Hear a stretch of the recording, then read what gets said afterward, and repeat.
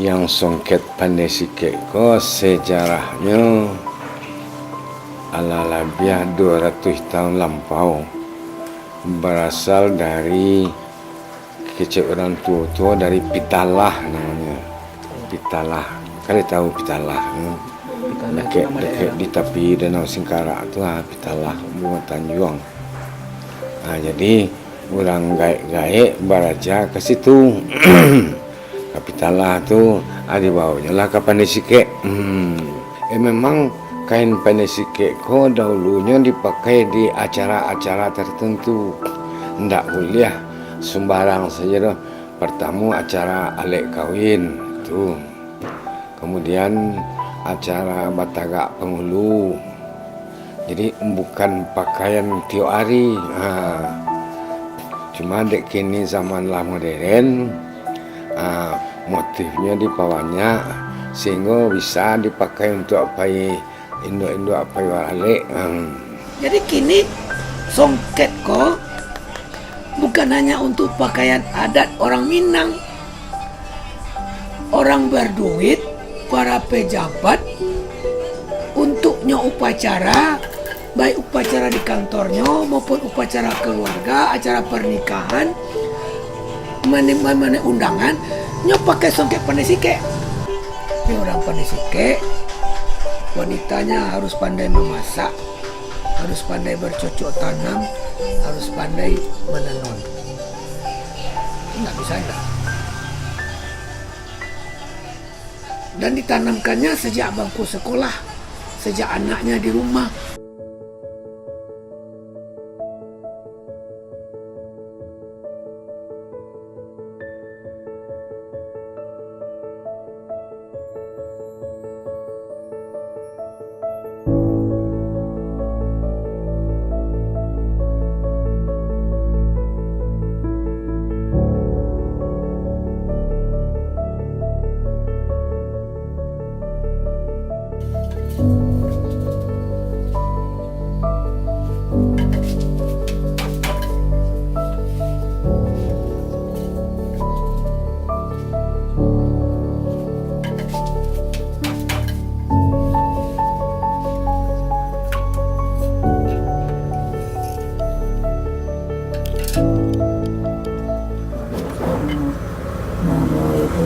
Asmar, nama kedai Nela Souvenir Shop, berada di Jorong Baru Pandai Sike. Ibu SD dulu kan ada orang menenun, ibu pergi ke rumah orang tuh cukup kan, cuma ibu menenun SMA sampai SMA. Kain koko sekitar 5 kali harian. Tapi kalau yang selendang bisa sebulan, tergantung motif.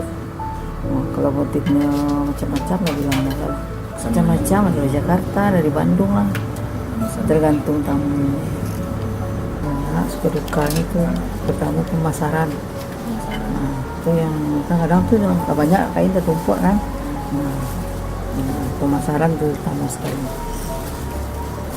Kadang itu bahan bakunya cok putih. Cok kosong. Kadang-kadang kalau lebar laris, itu senang pengrajinnya. Harapan ke depannya kain kok banyak yang pesan, yang diketahui kok sampai kamarnya orang tahu ya. Cuma pemasaran tuh yang bayar. Tergantung. Jadi sepi kan. Ada beberapa bulan tak laku-laku.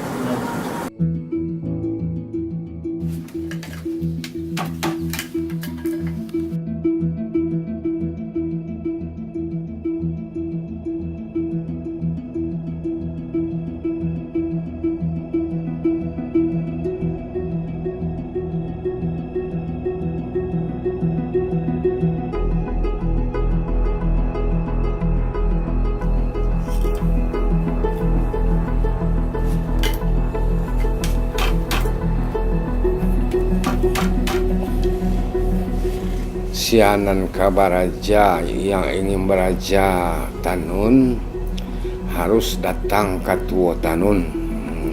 Jadi di Pandai Sike ko ada beberapa tua tanun di Tanjuang di Kota Tinggi. datang kinyo membawa saripati itu. Bare piti sudah tu Siriah Pinang. Orang pandai sike tidak akan mengajarkan orang lain. Itu prinsipnya. Membuat tenun pandai sike itu memang hanya orang pandai sike. Iyon, orang luar tak boleh tu. Orang pandai sikit. Yang majan ke situ. Secara adat itu boleh. Secara adat itu tak boleh. Sehingga orang nak majan tu dibuang dari pandai sikit ni. Tak bolehnya. Artinya tak sebagai kemenakan orang pandai sikitnya di keluaran tu. Dia majan keluar tu. Songket pandai sikit kau. Motifnya dua macamnya. Ada motif yang padat, tapi ada yang kosongan. Yang macam tu itu tak penuh reginya. Ada yang teknik penuh, ada yang teknik beronggar. Sudah tu ada lo kini yang di tengahnya tu suji kotor kadang lah. Pinggir-pinggirnya saja kain pandai sikit di tengahnya kayak lagi suji kotor kadang. Raginya nak itu banyak tu lagi macam-macam motif tu. Labiah 100. Yang motif lalah dipatenkan tu ada namanya saluk laka, ada ampadu, ada itiak pulang patang. Itu nama motif pandai sikit tu. Pucuk rabuang tu motif asli pandai sikit tu. Pusat inovasi tenun pandai sikit itu nan membuat motif-motif baru. Jadi karena kain nan balapak tu ada nan tuak cie tu, tuak cie, tuak duo, tuak ampek. Kalau tuak sak cie tu tu maha tu bah. So tiok salai kain tu tu kecukian dulu tu. Apaan lah? Bukan cie lai, cukian lah maha. Enggak tengah 2 bulan dah sudah dah. Pak Datuk tolong carikan saya songket pandai sikit. Saya dengan anak-anak saya akan pameran di Jepang kata cuma ya. Bentenun tu kan ada banang 2, banang 3, banang ampe, itu kan dihitung. Kan tak sembarang banang. Artinya dia melatih hidup harus berhitung. Harus berkalkulasi dalam hidup, maya rugi, maya untung. Kain balapak itu artinya aturan hidup. Prinsip tak boleh dilanggar. Bagaimana patuhnya kita ke orang tua, bagaimana kita harus berhubungan dengan Allah, abdul minallah.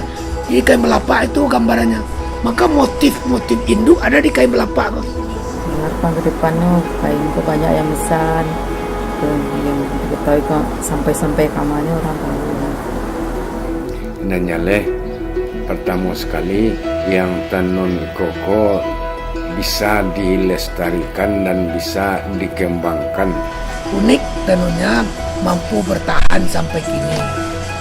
Ini tidak menyesuaikan diri dengan orang yang menyesuaikan diri dengan dirinya, dan bisa hidupnya bertahan tapi telah berubah. Artinya prinsip hidupnya dia pertahankan, kemudian dia mengusahakan prinsip kok bisa menjadi universal.